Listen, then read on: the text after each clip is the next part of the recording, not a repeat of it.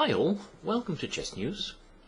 Today I want to take a look at a game fragment from the game Morozevich against Svidler that was played today during the 61st Super Final of the Russian Championship, or should I say the Super Final of the 61st Russian Championship. Yes, I think that's more precise. Anyway, after White's 30th move, Rook c4, we have reached the current middle game position. Now, as we can see, this position has arisen from an English opening, and you could call it also a Sicilian dragon with reversed colors. And some pieces have been exchanged, which I suppose is okay for White, since normally in this kind of position he is lacking a little bit of space. So it seems that his remaining pieces have sufficient space to move around. However, in this position, Svidler plays the very strong c6, c5. And in doing so, he achieves a number of positional advantages. First of all, he is diminishing White's pressure along this semi-open c file. Second of all, he is applying very strong pressure to his stronghold on d4 here. Third of all, in moving the c-pawn, he makes way for his knight to go back to c6 and jump into d4 whenever he wants to. And imagine that if White were to exchange that knight on d4, then Black could consider recapturing with his e-pawn like this, and then he would have tremendous pressure along the semi-open e file. So, even though White has managed to exchange a few pieces, there is really nothing much he can do against this plan of Black moving his knight to d4 and thereby strengthening his position.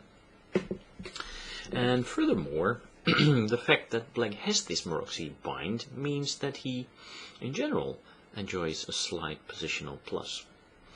Now, there is something else we should mention here, because apart from the idea of bringing his knight to d4, Black also has another plan, and that plan is very simply to attack the target on a4. a4 is a weak pawn, and imagine if White were to bolster it up with b3, then b3 itself would become a target, especially when the knight would be here on d4 attacking that weakness. So, Morozevich, I think, must have felt rather unpleasant in this position. Normally he's the guy, trying to play for some activity, trying some kind of aggressive attack, but in this position he has to refrain from all that and, play defensively. Now, he tries to do so, but I think that he starts drifting from this moment on. Sometimes the best defense lies in the attack. And I think that his best option here would have been to play Rook e4, trying to put pressure against Black's e5 pawn, which is White's nearest target. And usually, that piece or pawn from the opposite party that has moved the most forward usually is also the best attacking target. And in this case it's the pawn on e5. And I think that Morozevich should have played Rook e4 here. For instance, after f6, which is a silly move, but just to show why it could be a strong move. f6 also to try and play with Black's pieces without having to keep this defense of the pawn on e5. There could follow knight h4. And we can see, of course, that White now is moving into the white squares here. Now, if Black continues with his plan of attacking the a-pawn, I think that would not be very wise, because after Queen g4, White is of course preparing knight f5, and after queen takes a4, which is a blunder, knight f5 is already almost winning for white. White is threatening, of course, a mate on g7 and also knight takes h6 check. So the idea here to play with f6 to try and release black's queen from the defense of e5 in order for it to attack the pawn on a4 is not a very wise plan. So after e4 it would probably be better to play something like maybe knight c6, just protecting the e5 for the moment, or g6, chasing white's queen, but this is a little bit double-edged, even though there's currently one square here. And now for instance f5, and after rook h4 attacking the h-pawn, h6, h5, but now white can try queen f1, and I've created a number of arrows to show you that the queen will come back in the game through or via d1, where it will protect a4, and from where it can go to b3, attacking along this beautiful diagonal. And of course white's rook can normally retreat itself to c4, making way for the h-pawn, which could go to h4 for instance, creating a stronghold on g5 for white's knight. And furthermore, in moving the f, g and h pawns, black has also created a number of weaknesses around his own king. So that's just a small sidestep. Rook e4 was possible for Morozevich, but instead of that, after c6, c5, he retreated his knight to d2. Now, this looks like quite a passive move, and I'm not sure what his intention was. Maybe he already wanted to prepare b2, b3, to have the a4 pawn covered, and also in advance then b3 covered by the knight on d2. But it looks like a passive move to me. Anyway, nothing is really lost yet. But Svidler now continues very logically. He plays queen d7, which is possible. The queen does not need to protect the e5 pawn, especially after white's knight moving away from f3, where it was attacking e5. And now probably best would have even been to play rook a1, not committing the pawn to b3. Even though it's also not very nice, of course, to put 5 attacking points in the corner like that. After knight c6, I think black would simply enjoy a very nice Morozevich type of advantage. Anyway, after queen d7, Morozevich decided to commit his pawn to b3. Okay, now of course the a4 pawn is protected, but now the b3 pawn becomes a target. And let's not forget that white moved his knight away from f3, where it was also defending the d4 square. So it makes only sense that Svidler now moves around his knight with knight c6, threatening to go to d4, where it would attack, of course, both queen and pawn. Now, at this moment, there was still a possibility for Morozevich to avoid the worst, but probably he didn't see Svidler's very strong attack coming. In this position, it would have been possible to play rook e1, a kind of prophylactic move, overprotecting the e2 square, which was also weak, of course, by the way. I forgot to mention that from d4, of course, the knight is also attacking this e2 square. And then after knight d4, he could move to h3, and probably there's nothing much going on in this position.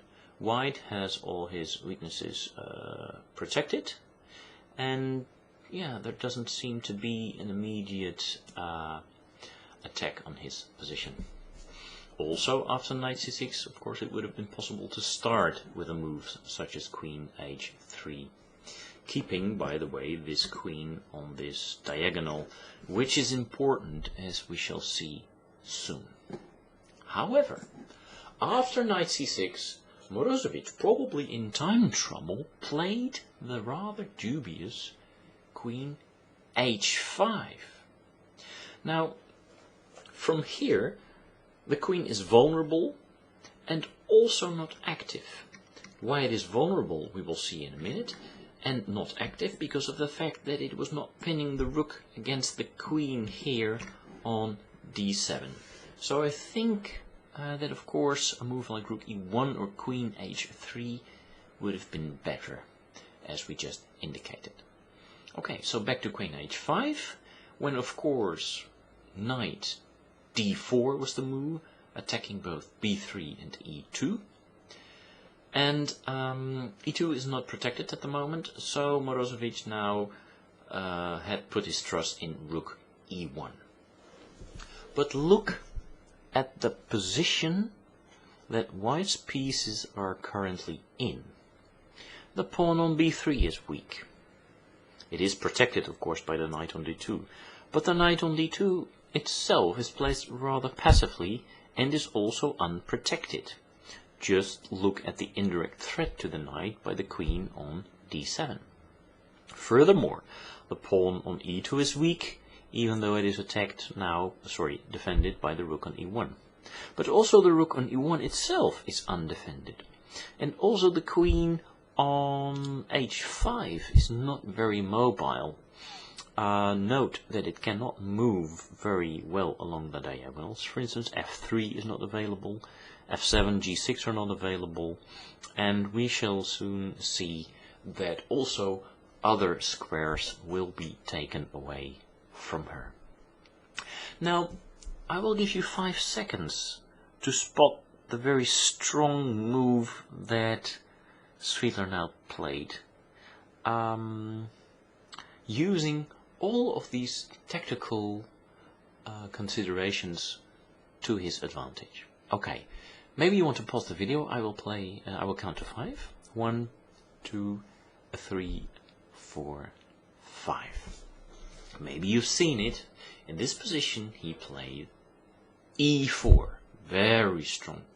Of course, trying to pry open the e file when there would be a target on e1.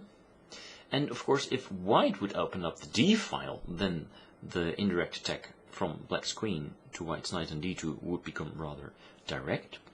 And also freeing up the e5 square for the black rook, which would attack the queen on h5.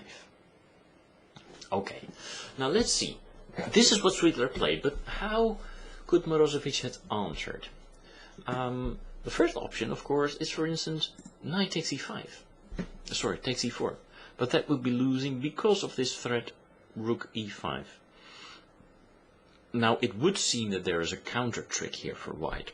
For instance, queen takes h6. And then, of course, after g takes h6, there would follow knight f6.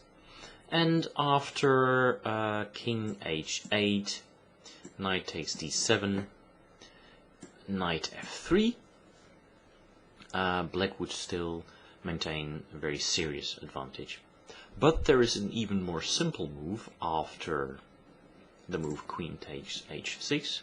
Since white is relying on the fork on f6, black simply first removes that forking piece with rook e4, and on the next move he can take on h6 if he pleases to. Okay, so the counter trick with knight e4, rook e5, queen takes h6 does not work here. Okay, then what should white play? Well, as we can see, he does not have a lot of squares. For instance, if he moves to g4, the black queen will take.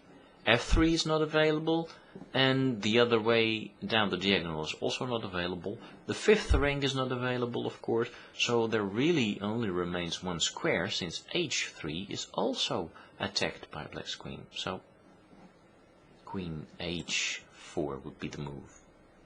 But then f5 would put white into a spot of trouble, because f5 attacks the knight, and if the knight moves, then black will make use of his pressure down the e file.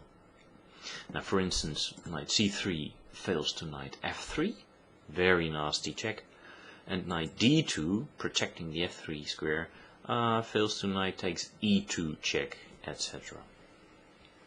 Well, there is one last trick, because with f5, black has temporarily blocked this diagonal.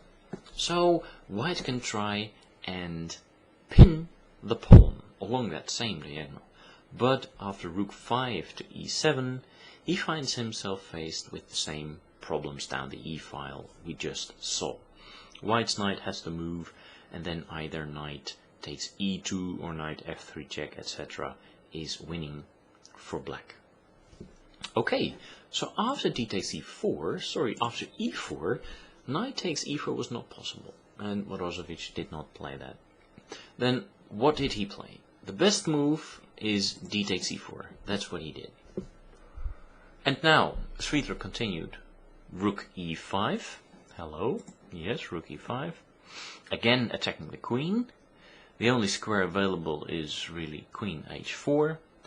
And now black has the discovered attack of his queen against white's knight with knight f5.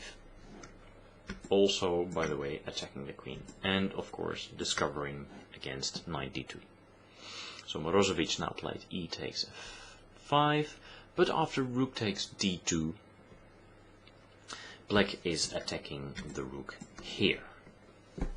So, rook f1 was necessary, but after rook takes e2, material count is even, and of course, black is now much better. He is very active down the central files, and white's pieces are somewhat passively placed. Most notably, of course, the rook here on f1, which needs to remain there to protect the pawn on f2.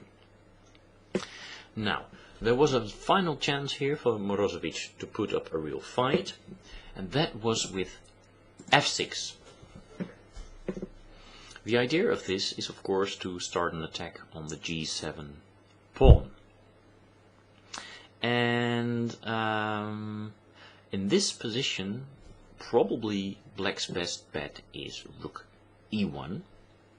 But then queen g4, threatening checkmate here on g7, would give white the possibility to play his queen around into a defensive position. Now, best here is, for instance, g6 to protect against the checkmate.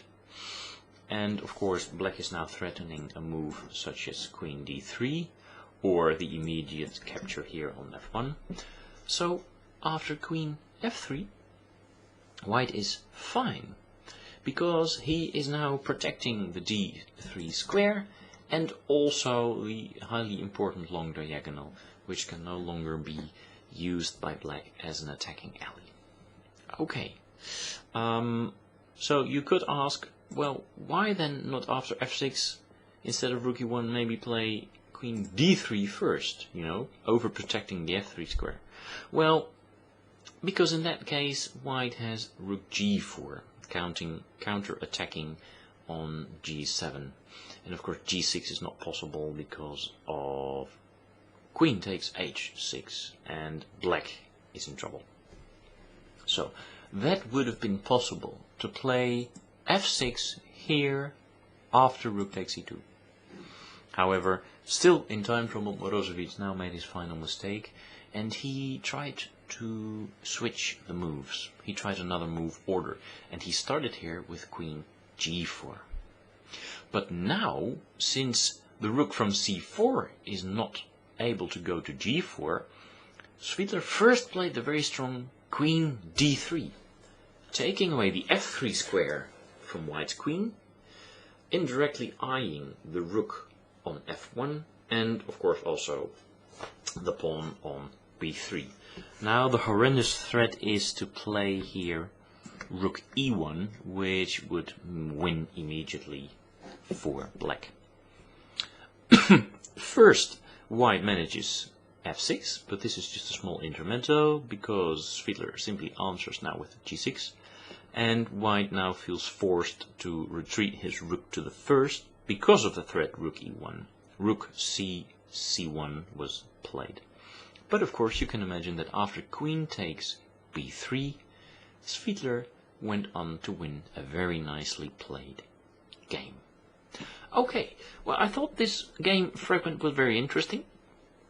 It showed us some strategical considerations, for instance from this position, the position with the many arrows.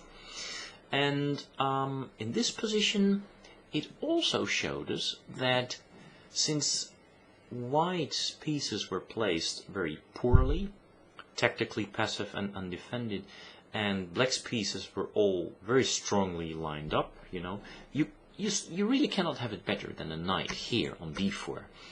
A queen behind protecting it and also indirectly eyeing this guy.